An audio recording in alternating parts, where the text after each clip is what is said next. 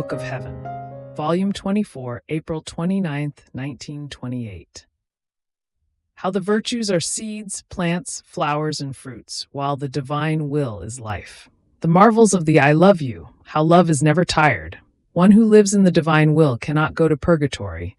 The universe would rebel. My poor mind is always prey to the supreme fiat.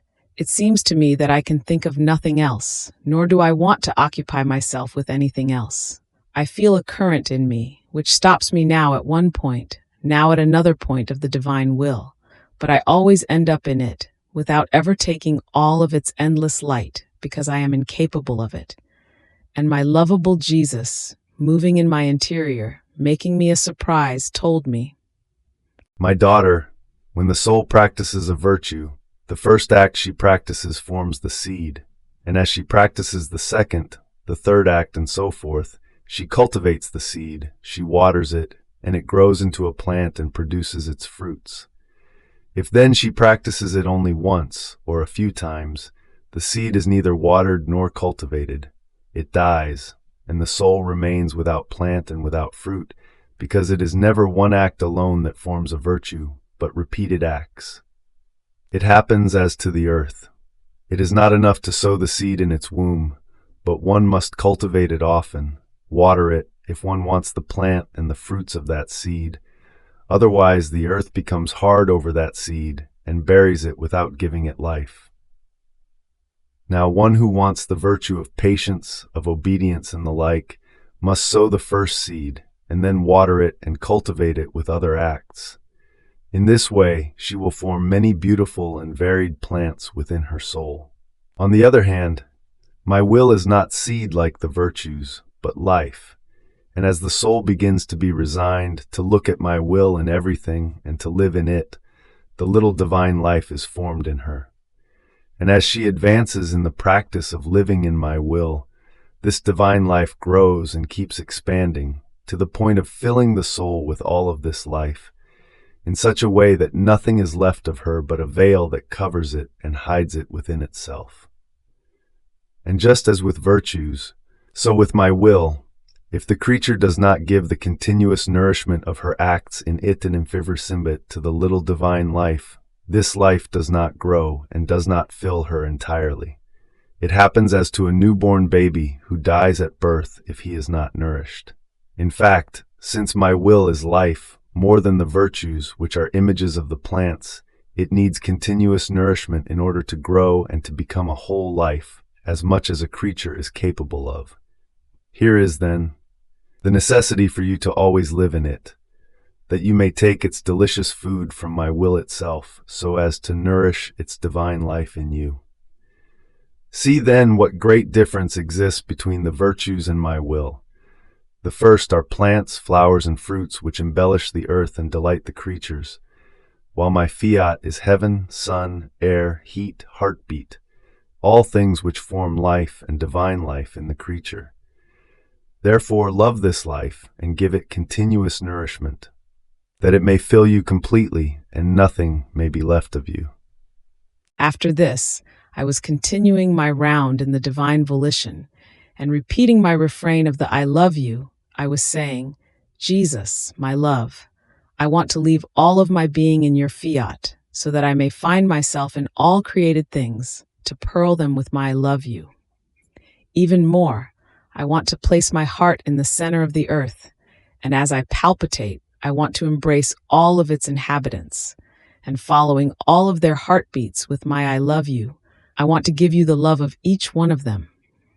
And as my heartbeat is repeated from within the center of the earth, I want to place my I love you in all the seeds which the earth encloses in its womb.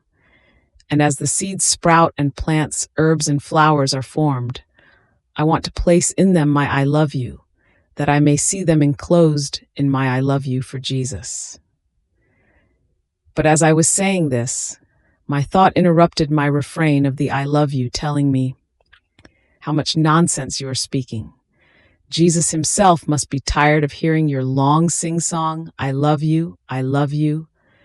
And Jesus, moving so very hurriedly in my interior, and looking at all creation to see whether in all things small and big there was the life of my I love you told me. My daughter, what marvel, what enchantment to see all things pearled with your I love you. If all creatures could see all the plants, the atoms of the earth, the stones, the drops of water, pearled with your I love you, and the light of the sun, the air that they breathe, the sky that they see, filled with your I love you, and the stars, shining with your I love you, what marvel would not arise in them? What sweet enchantment would not draw the pupils of their eyes to look at your refrain and the long sing-song of your I love you? They would say, how is it possible that she let nothing escape her? We ourselves feel pearled with her I love you. And they would wander around checking and investigating everything to see whether in fact nothing had escaped you, so as to enjoy the enchantment of your I love you. Now, if this marvelous enchantment remains unobserved by the terrestrial creatures, it does not remain unobserved in heaven, and the inhabitants up there enjoy the enchantment and the marvels of seeing the whole creation filled and pearled with your I love you. They feel their I love you harmonize with yours. They do not feel separated from the earth, because love unites them together and forms the same notes and the same harmonies.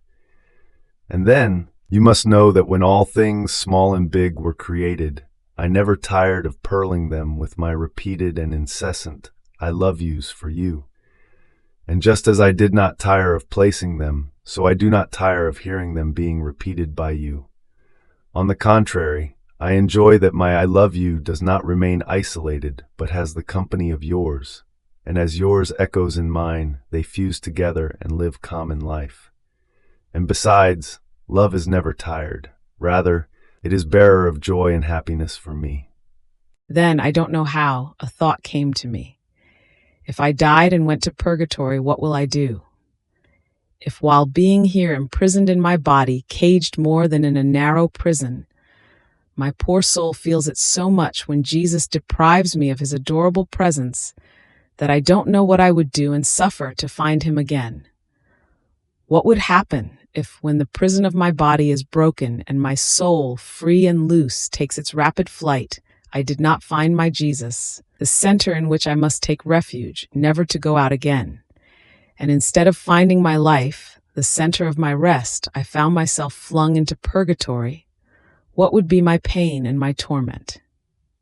Now, while I was feeling oppressed by these thoughts, my beloved Jesus clasped me all to himself and added, My daughter, why do you want to oppress yourself? Don't you know that one who lives in my will has the bond of union with the heavens, with the sun, with the sea, with the wind, with all creation? Her acts are fused in all created things, because my will has placed them all in common as its own things, in such a way that all of creation feels the life of this creature. And if she could go to purgatory, they would all feel offended. The entire universe would rebel, and they would not let her go alone to purgatory. The heavens, the sun, the wind, the sea, all would follow her, moving from their places, and offended, they would say to their Creator, She is yours and ours. The life that animates all of us animates her. How is this in purgatory? The heavens would claim her with their love. The sun would speak up with its light, the wind with its lamenting voices, the sea with its tumultuous waves. All would have a word to defend she who has lived common life with them. But since one who lives in my will absolutely cannot go to purgatory, the universe will remain in its place, and my will have the triumph of bringing to heaven the one who has lived in it on this earth of exile. Therefore, continue to live in my will, and do not want to make your mind gloomy and to oppress yourself with things that do not belong to you.